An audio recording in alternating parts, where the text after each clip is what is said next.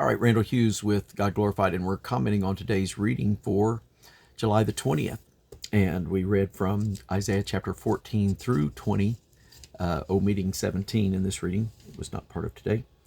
And we had a little insert from 2 Kings.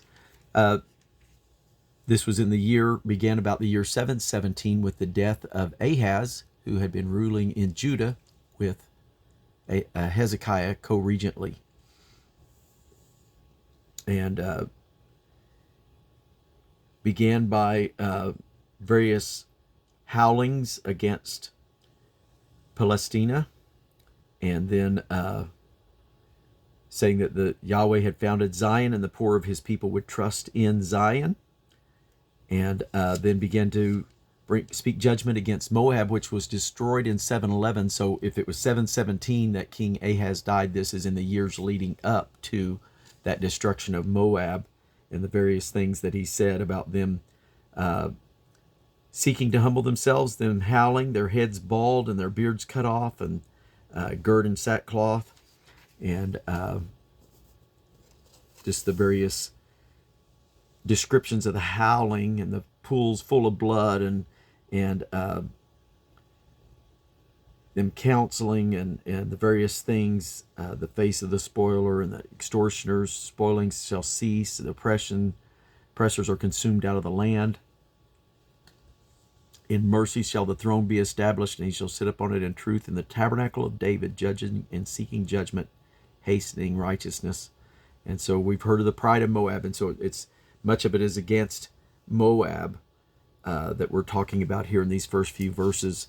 And then in 2 Kings 18, verses 7 and 8, which were the only verses that we had from there, but it told of Hezekiah prospering wherever he went, and he rebelled against Assyria, who had just destroyed, this is possibly about 713, so about 8 years before, they had taken Israel captive, and yet Hezekiah stood against them and smote the Philistines even into Gaza, and then smote Amalek, the Amalekites, and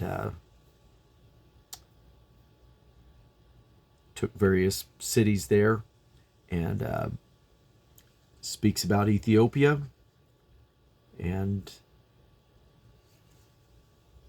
Egypt. There was a unique verse there in verse 10 of chapter 19, verse 10, where he says, "And they shall be broken in the purpose thereof, all that make sluices and ponds for fish." And sluices is not a word I commonly use, and so I looked that up, and it means wages, and that's how it's translated in many other translations, which didn't seem to flow. And some say some translations would say something to the effect, I think New King James said, wages and or will be troubled of soul, is how that one said it. And then the NIV said it, all the wage earners will be sick at heart. There was another one somewhere that I saw that seemed like it said that they, or maybe it was in the footnotes, that they make their earning from living things, and whether that was the reference to the ponds of fish. At any rate, just trying to understand some of the things that we're reading here as we're going through about the judgment. Once again, in chapter 19, verse 14, positive references to wine and drinking. No, the Bible doesn't. Let me just say, and I've mentioned it many times if you've been following. Talks about the drunken man staggering in his vomit. It's not something positive. It's not something that you want a part of your life. Eliminate that from your life, and you'll have the opportunity for greater blessings and awareness of what's happening in your life. And so anyway, then the fear of Egypt, and there was an interesting portion there when he said, "In that day there's going to be the highway out of Egypt to Assyria, and Assyria shall come into Egypt, Egypt into Assyria. In that day shall Israel be the third with Egypt and with Assyria, even a blessing in the midst of the land, whom Yahweh of hosts shall bless, saying, Blessed be Egypt my people, and Assyria the work of my hands, and Israel mine inheritance." And so it seems like there's going to be this expansion of the land under the possession and under the knowledge of God. And so that's an interesting, exciting thing there. And then reading through the end of chapter 20, my.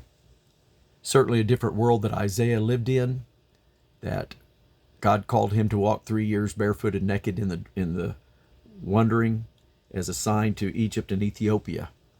And I'm thankful that, I think they would lock us up if somebody tried to say that God told them to do that today. And I want to believe that God would find other ways to communicate that to us. And right here's part of it through Isaiah, who did that for 3 years. And so, as a witness against. And so I'm thankful that God doesn't use us in that way today, and yet I want to be used by God. There's a desire in my heart, whatever he asks, and I don't believe he's ever going to ask us to do something quite like this in our day, but I believe there's things that he's asking us to give completely, transparently to him, of our hearts and our lives to him, to bless his kingdom in whatever way he sees fit. And somehow, some way, I just want to be a part of the increase of his government and peace, and to bless his kingdom in some way. And I pray that you are blessed and are a blessing as well. God bless you.